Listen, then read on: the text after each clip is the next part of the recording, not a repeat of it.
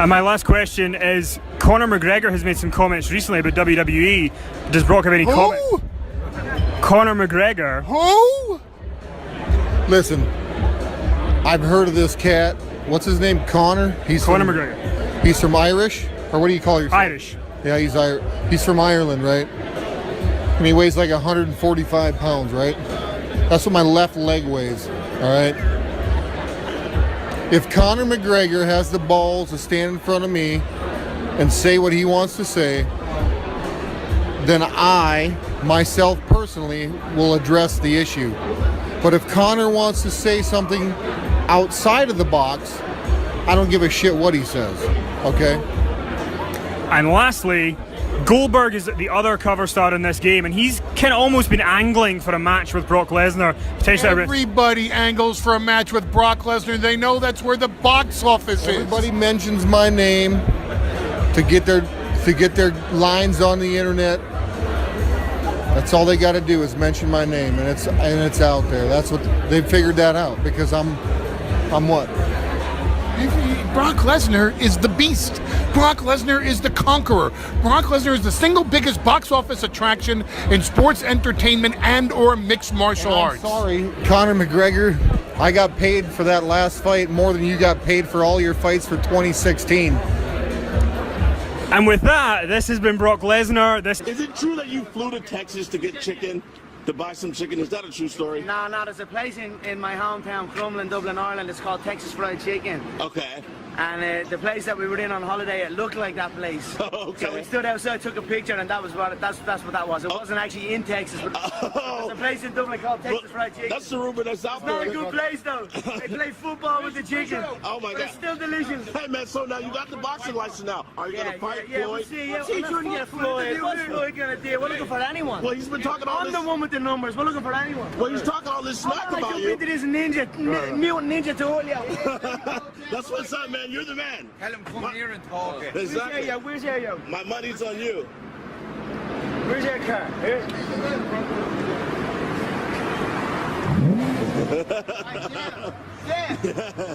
Hey, Jeff, can you put my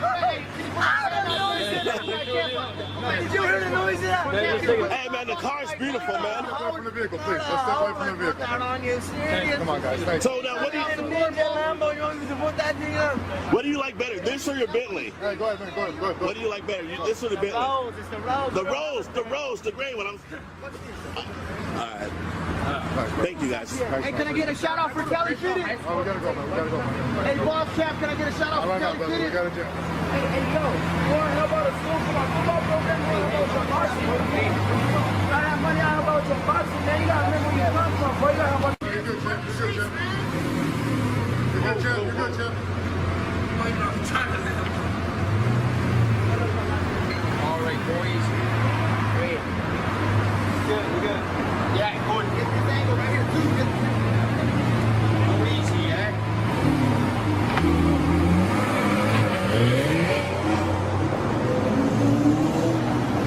I'm enjoying the fruits of my hard work. Nobody works harder than me inside the octagon, outside the octagon. I am a workhorse, so I'm going to enjoy the benefits of this life. I'm going to get myself a big mansion in Las Vegas. I'm going to get the soft top cars. I'm going to bring my whole team out. I'm going to spoil them and give them this life.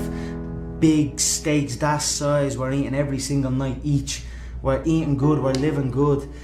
It's human nature. Some people will sit and take positivity from that. They will look at that and take inspiration and inspire. It will inspire them to go and push for that. Others will shell up and critique it and be negative towards it. But one thing is for sure, those people will stay where they are. The people who take inspiration from it will rise up and also one day experience that life. So this is human nature. Some go one way, some go the other way. But I am enjoying my money, my hard-earned money that I have dedicated my life to. A lot of people are in search of the answer. A lot of people are in search of the answer, thinking that their surroundings are not good. But I was never like that. I always believed in where I came from. I always believed in my team that we were the best, and I was right. You know, people leave their coaches and go to new gyms, and it's a sign of a weak fighter to me. It's a weak mind, and it will be. it will be shown somewhere down the line that you have a weakness in that. But for me, I have a bulletproof team, a team from day one, and that's a benefit for me. I take confidence in that. One thing that I really admire about you that I think a lot of people might overlook is that, you know, you have all these new riches and these new deals, Reebok, Monster and all that, but I really admire your relationship with your girlfriend, because what I find very interesting, she's here, she seems to be a big part of your camp. You flaunt your wealth and all that, and you should be proud of it. But someone who's of your stature, a young guy, you can have whatever you want, right? The world is at your fingertips. And someone in your position might have a girlfriend of many years, but they might keep that quiet because you want to portray a certain image. You flaunt your relationship with your girlfriend to the world as well, tweets and stuff. It seems like you're a very happy man. I think that's, in this day and age, you don't see that. Do you get what I'm trying to say? I think it's the juxtaposition there of a guy who is very loyal to someone who's been with him since before all this came, and all the newfound riches together makes for a very interesting person. That's a good... Security, yo, security! Come on. Please, gentlemen, please. No, it's okay. I want to... Let's go, ladies and gentlemen. Let's go. Come on, guys. Fuck this guy. Fuck this motherfucker. Hey. Too hard. I will smash your face. Go. Come on, go. We'll see. We'll see.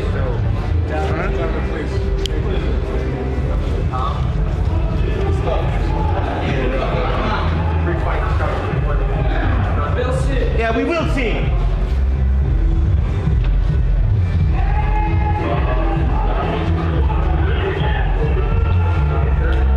I think this performance show how I am ready for the title. Not only about like title fight, but I deserve for anybody in any weight classes. Like I can fight in 170, I can fight 155, anywhere like Brazil, Canada, USA. I'm young. I think my time is coming. You have an intensity in the cage that you don't see from a lot of other guys. What makes you different than anyone in the division? You know what interesting? A lot of guys think I'm only like wrestling guys, but this is not about only wrestling. This is about conditioning. This is about your spirit. This is about your heart, like everything. This is about your top control, how you use your hips, how you use your legs, your arms, your mind, everything. Every month, every training, I improve myself. I train very hard, very smart, because every day MMA change. You know, like go high, and that's why I'm going to, and I keep going high with MMA. And tonight I show all my performance.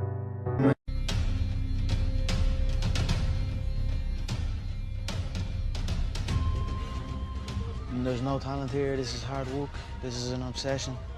Talent does not exist. We are all equals as human beings. You could be anyone. If you put in the time, you will reach the top, and that's that. So I am not talented, I am obsessed.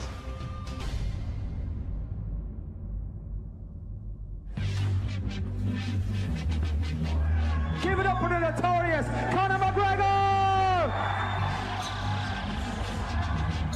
There's two things I really like to do, and that's whoop ass and look good, and I'm doing one of them right now, and Saturday night I'm gonna do the other.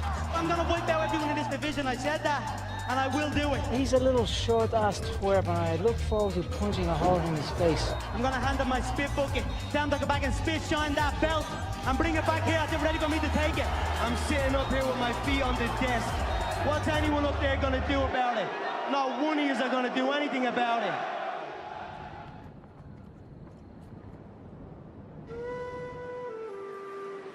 Conor was born in Dublin City in one of the national maternity hospitals here, 12th of July 1988.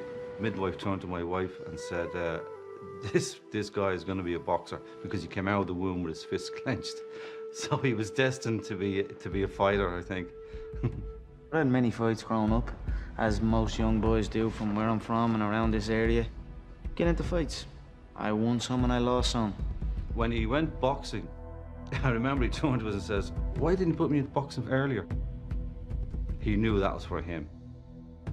Conor first stepped into my gym when he was about 16. Conor did stand out early on, and in that he could hit hard, and he also had let's call it a gregarious personality.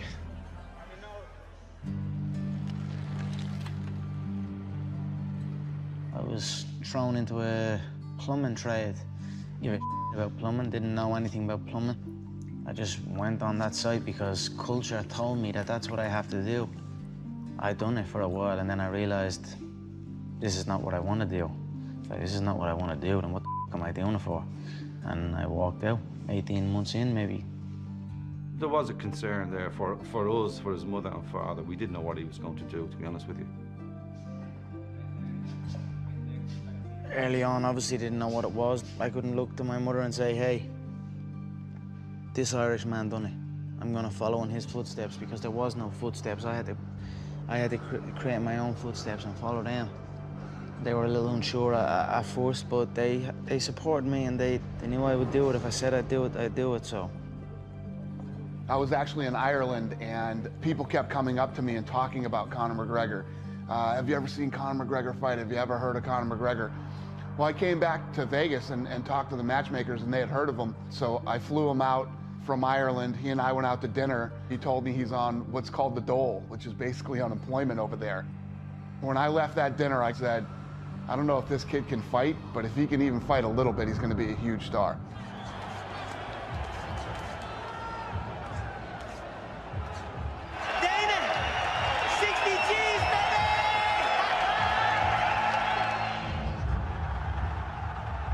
There's only 9,000 people that can get into that arena in Dublin, and it sounds like there's 90,000. It was a phenomenal night for the sport in our country, and it sent it into the stratosphere over here.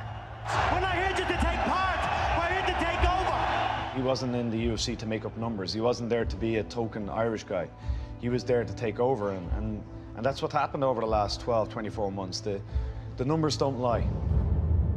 No pipe did home, no battle drum did sound its threat to tell, but the Angelus bells or the levee swells rang out in the foggy dew.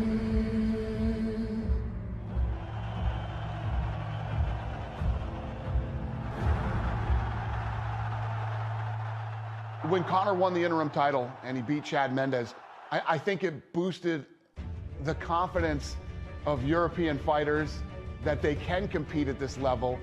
You know, these guys will come up every once in a while that have that it factor, that thing that other people are attracted to. He speaks well, he's very funny, he's a home run.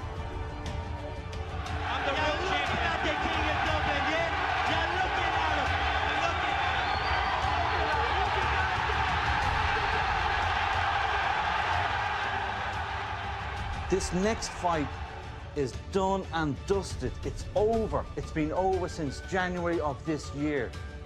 Aldo is a busted flush at this moment, okay? He's finished. After the Dennis Sieber fight in Boston, remember when Conor jumped the ring?